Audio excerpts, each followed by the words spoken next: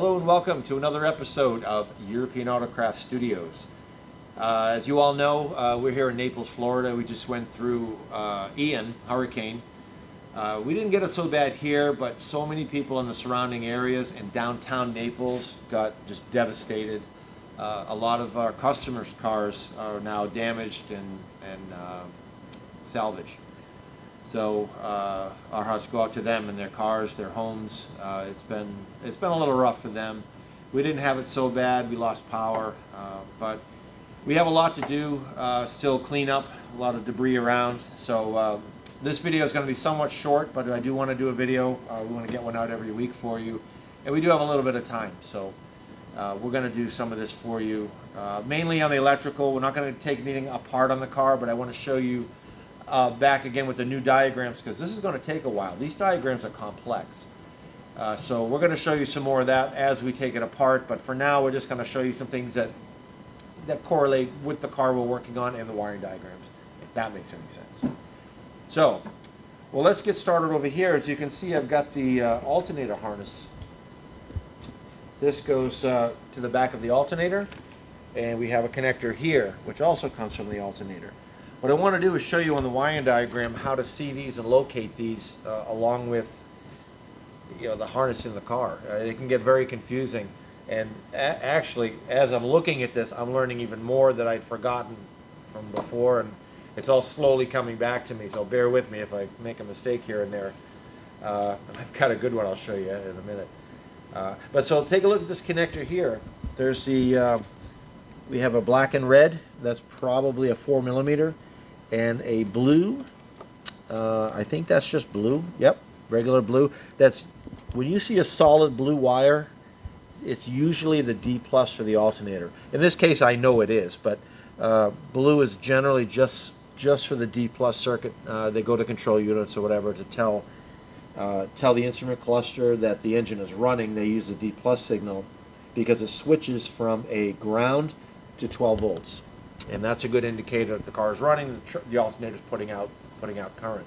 And that's how your indicator light works. But that's a whole different subject. But let's go look on the wiring diagram, and I'll show you what we see here in the diagram form. All right. Well, here's our alternator on the wiring diagram. You can see a lot going on in there that you don't really need to know about. However, there is our voltage regulator. The D minus is ground for the regulator. DF controls the field, and that's how the alternator charges. It regulates how much current goes to the field, whether it's a strong field or a weak field, and that depicts how much current is available to come out of the alternator. And here's our D plus or 61. Our German diagrams all have they're labeled with numbers for everything. 61 is our D plus line. Now this goes right to our connector.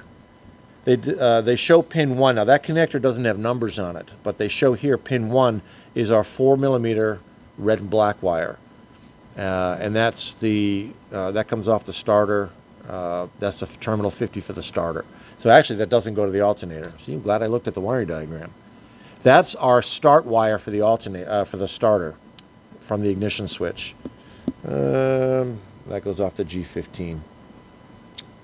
That's black and white. Wait a minute, I got the wrong wire here. Okay, so it goes from red and black. SW is Schwartz, that's black. RT, red. After the connector, red and black. I saw blue. And that goes right up to through the central electric panel, up to the terminal 50 on the starter, on the ignition switch, the start terminal on the ignition switch. Now if you notice, we have a little mini central electric panel here. There is a central electric panel just about on every diagram, every panel. It brings that central electric panel to that diagram to show what's needed for the diagram is in here, if that makes any sense. I'm trying to make sense of all this, but yes, there's always a central electric section, and each control module is listed in this area. We got engine compartment, tempostat, which is cruise control, is all here. That's all engine controls, and all that we can get into later. I just wanted to show you that alternator connector, and I honestly thought that went to the alternator, but it doesn't. It goes to the starter. So there you go. Learn something new every single day. So what else do we have over here? Let's look at this one. Windshield wipers. You'll see some have, like on the rear wiper, it actually shows a connector housing, what looks like a connector housing. Not all of them have this. That's for the rear. What do we have over here? What else am I looking at? AC compressor, one single wire, and that's body at ground. The compressor is grounded to the framework, the body of the engine, the bracket on the engine, pressure switches. But you don't see a connector like we did on the early diagrams. These are just, we know there's a connector, but you don't know if it plugs directly in or if it actually has a connector in some cases. So you kind of have to be aware of that. Like we know this heating and AC unit has a connector that plugs into the back of it, but where's the connector? So when you unplug it, you see the connector and all the terminal numbers. Blower resistors. This is mounted in the blower housing, in the top of the blower housing, so air is constantly moving over it. Now, if you look here, it's not showing a connector, but we have a connector, and I'm going to show you that in the car. And you can't see the numbers on the connector, but you can see it on the resistor. We'll show you that. And look at the numbers here, 1 through 5. We have brown and black. Again, Schwartz is black. Brown and yellow. The GE is yellow. I don't have a copy of the color codes in front of me, but like I said in the first ones, use the color code for these diagrams. They don't really interchange. A lot of times they do. RT is red, but sometimes B is black. Well, in this case, they're using SW, Schwartz. So let's take a look at the blower resistor. Here we are with the blower resistor. This is mounted right inside the blower housing on the top. There are 5 pins. It looks like there were other pins, but I think those are just connection points inside. If you look close at this, you can see these are the resistors that get switched from 1 to all 3 for low speed. And then the high speed is bypass the resistors and it goes full power. If you look down inside here, these little pieces underneath the resistors, they sense the temperature. If it gets too hot, it opens circuits and it shuts the blower off. We had a question about somebody that had a blower motor fault from when they picked their car up and the blower motor just stopped working.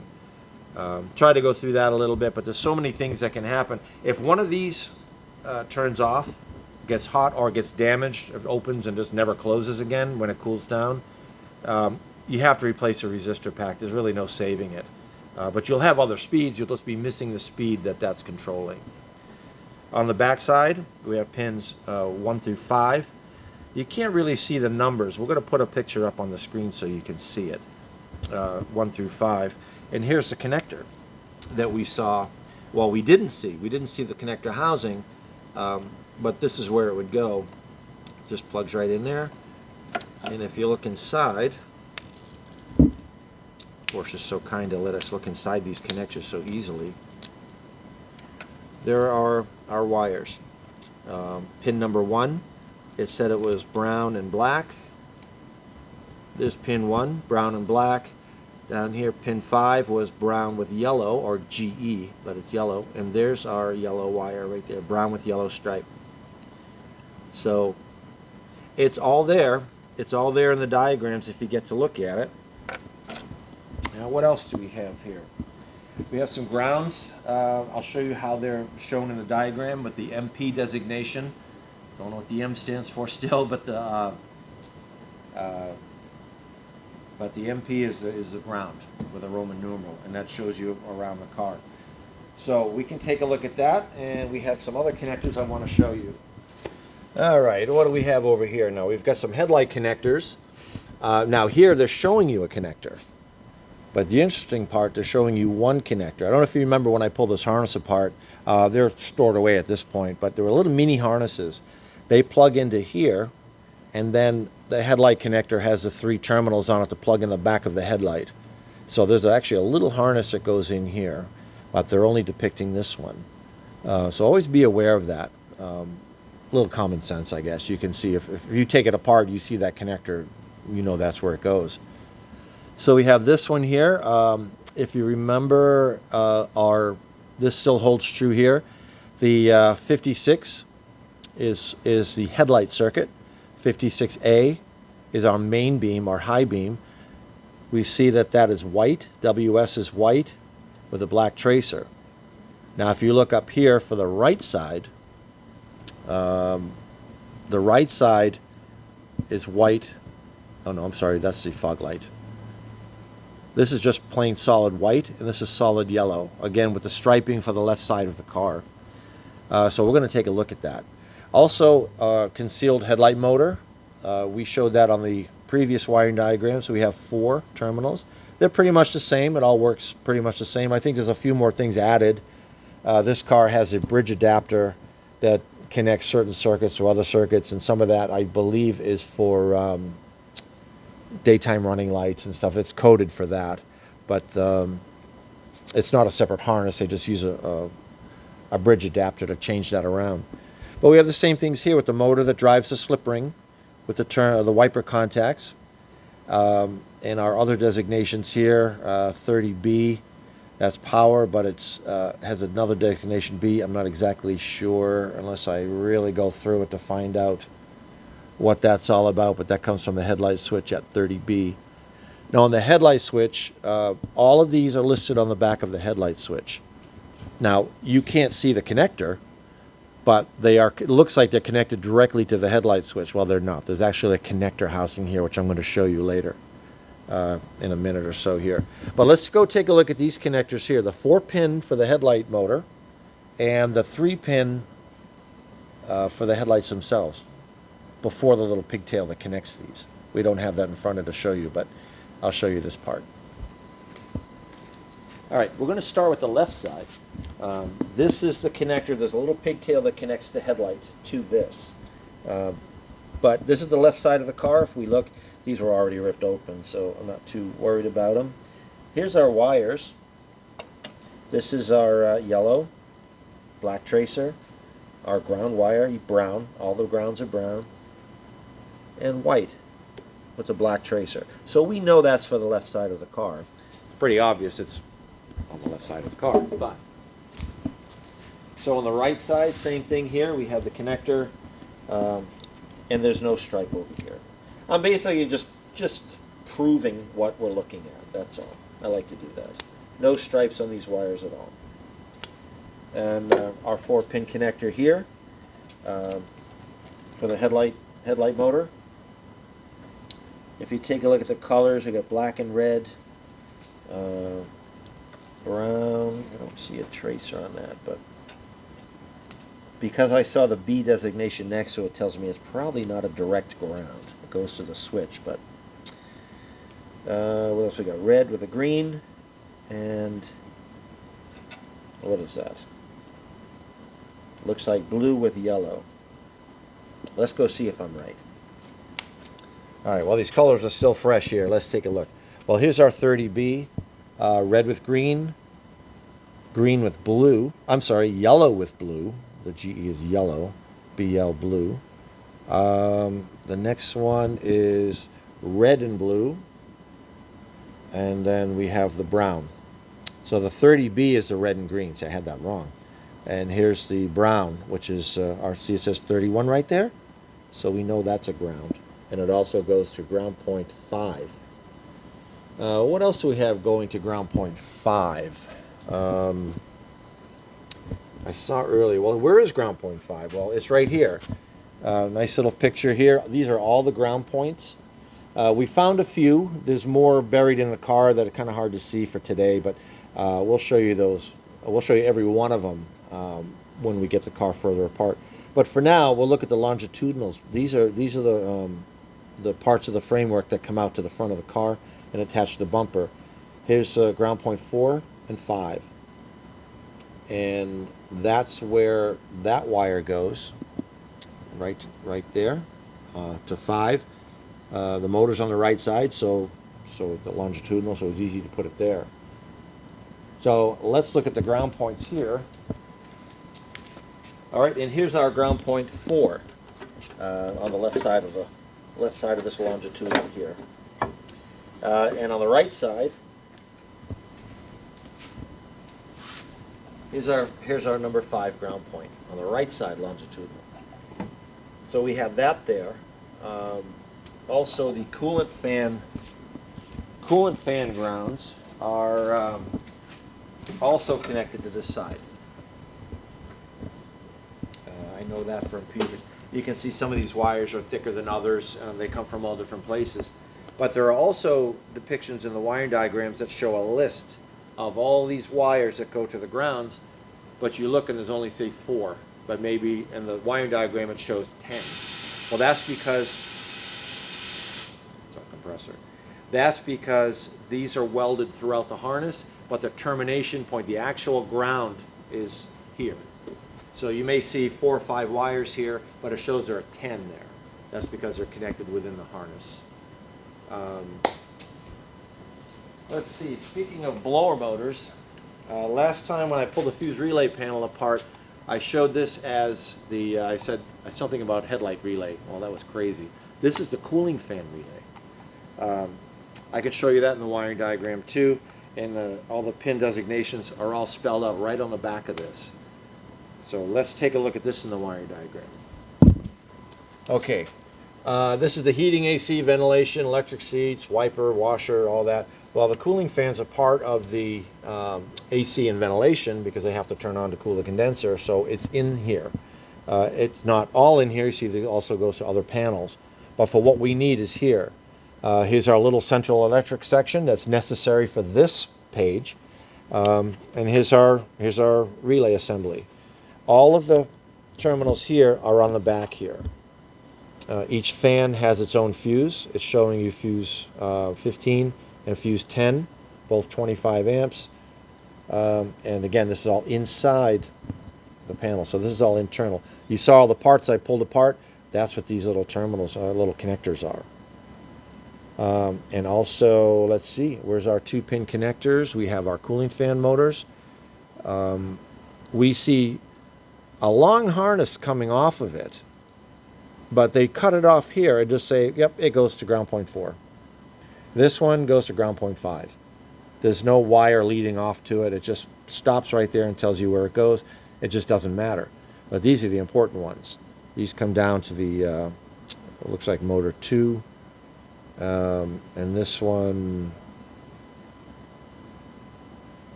goes to the steering. That's not right. Anyways, you get the point. If you can follow these, there it is. Motor 2, motor 1. You got to be able to follow it. These eyes just don't work that well anymore. So anyways, that's the coolant fan motor. It puts the fan on low for the air conditioning. Put the air conditioning on. The fans run real low. Normal driving, you might hear the fans come on at a lower speed. They're not that loud. But if the engine gets really, really hot, you will hear them kick up to high speed. And that's all controlled by this little relay pack here. So let's see, the headlight switch I want to show you as well, which is over here. Now there's a switch for you. Look at that. Look at all these connections on the headlight switch. It's crazy. Again, no connector. You don't see a plug here. But you have all the connections laid out for you here, and it's also on the back of the switch. I'll show you that in a second. What else? Now, do you remember on the early car we had an indicator light? Now look at this. This is a light bulb. Why do we have a 31, a ground, going into our headlight switch? It was switching all the positive connections to turn everything on. Well, that's for our little indicator light. If you look, this connects through the switch. Now this gets power whether it's off in the parking light position or in the on position, 56 headlights. And that's so, well, where do we get the power from? We get it from the X terminal. Comes down on the X bus, all the way down through the relay X, which powers all of this. And if you remember, in the start position, this turns off. So your headlights will turn off. You'll even see this little light go off. But this light will be on when the engine is on, running, and you're driving around. When it gets dark, you'll see that light always. Probably burned out by now. It's on all the time with the key in the on position. So let's take a look at this headlight switch. All right, here's a piece of the car with the headlight switch in it. Still in pretty good shape. Let's see. There's our little light bulb right there. Pull the knob off and this just pulls out. It's actually a replaceable light bulb. So if yours isn't working, try a light bulb. You have a light bulb. So these terminals here, according to this, is terminal 31. And it gets its power from the X terminal. If you look on the back, I don't know if you'll see it here. We'll put one up on the screen so you can see it a little closer. But you can actually find out what pin back here is what in the diagram. You can actually see where it goes, including something simple as a little light bulb circuit. But that's just a ground, and it gets its power from inside. Pretty simple switch. It looks complicated, but it really has two functions, on and then on even more for the headlights. And you can see what's on all the time. Headlights in parking light position. All of these are live for both, whether they're in the parking light position or the headlight position. Some are only on in the parking light position. Some are only on in the off position. You can see it's very, very simple once you understand how the diagram works. So I think that's about it for today. We have a lot of cleanup work to do. I've been fielding phone calls from people who have lost their cars. It's just terribly sad. Luckily, we've had a few here, like the old Corvette. If that was home, that would have been devastated and destroyed along with some of his other cars. The 911 Turbo you see in the shop here is another one that would have gotten damaged if it stayed at his house. So we were able to save a couple. Thank God we're slow at our work. We can't get everything done in time, so luckily we saved the cars that way. Anyways, that's it for today. We'll be back next week, hopefully removing the harness from the car, and we'll explain a little more as we go with the diagrams. If you want, we'll spend a full episode on just the diagrams. I know it's kind of hard because it's so complicated. I like to be able to compare it with what we have in the car. But let me know in the comments what you want to do. Please subscribe, like this video. So we're moving ahead. Today it's 499. 499 subscribers, still on the way to 1,000. So thank you very much. We'll see you next time.